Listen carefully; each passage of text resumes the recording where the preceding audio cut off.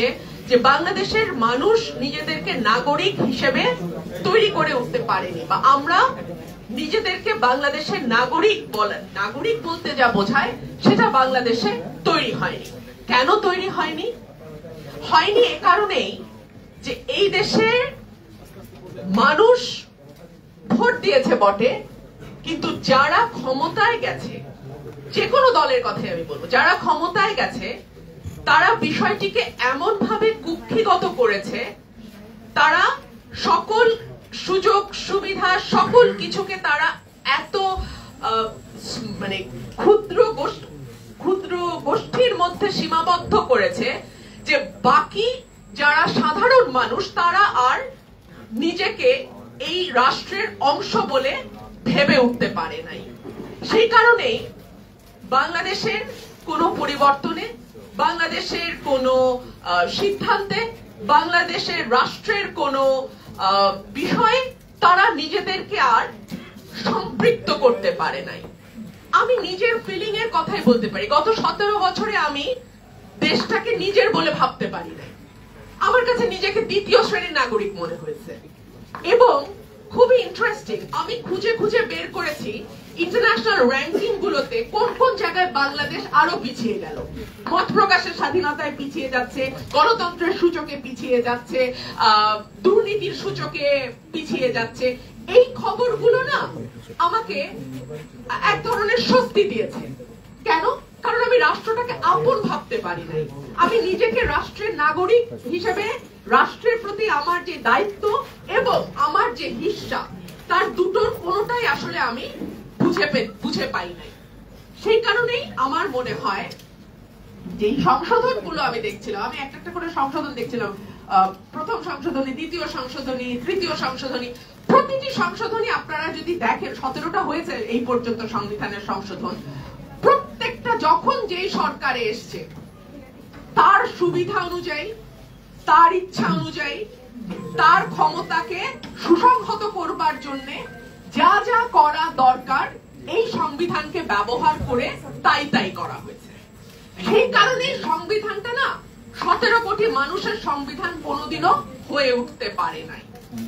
এবং মানুষ, এই দেশের মানুষ কখনো নিজেকে নাগরিক হিসেবে গণ্য করে যে ভোটটা যে দেব, আমি আমার রাষ্ট্রের কল্যাণ চিন্তা করে, আমার দেশের ভালো চিন্তা করে, আমি একজন শিক্ষিত, আমি একজন বিজ্ঞ, আমি একজন সত্যিকার অর্থে যিনি রাজনীতিটা বোঝেন এবং করেন তাকে ভোট দেব, এটা কখনো সে ভাবে নাই। সে মনে করেছে আমার ক্ষমতা ওই একদিনই, আমি ভোট দিব ওই একদিনই আমার ক্ষমতা, এটা আমি কিছু পয়সার বিনিময়ে দেই বা সিগারেট পান বিড়ির বিনিময়ে দেই, ওই একদিনই আমার যেটুকু পাওয়ার আমি ওই একদিনই পাবো। এরপরে আর 365 যে কয়দিন হয় ওই কয়দিন আমার আসলে আর কোনো সে থাকবে না, আমার আর কোনো বলার কিছু থাকবে না। সেই কারণেই বাংলাদেশটা আজকে এই অবস্থায় এসে দাঁড়িয়েছে। বিলাতে কিন্তু কোনো সংবিধান নাই, সংবিধান নাই বলতে কোনো লিখিত সংবিধান নাই, কিন্তু সেখানে কি চমৎকার নির্বাচন হচ্ছে না? সেখানে কি চমৎকার গণতন্ত্র নেই? সেখানে কি চমৎকার মত প্রকাশের স্বাধীনতা নেই?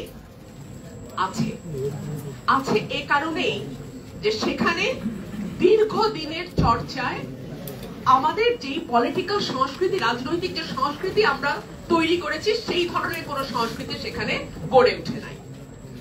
আমাদের 27 থেকে 44 মৌলিক যে অধিকারগুলো, মৌলিক অধিকারগুলোর 27 থেকে 44 অনুচ্ছেদ যদি আপনারা দেখেন, আপনারা দেখুন সেখানে মত প্রকাশের স্বাধীনতার কথা বলা আছে, কিন্তু যদি ইত্যাদি ইত্যাদি নিয়ে। সেখানে সমাবেশের স্বাধীনতার কথা বলা আছে, যদি কিন্তু ইত্যাদি দিয়ে।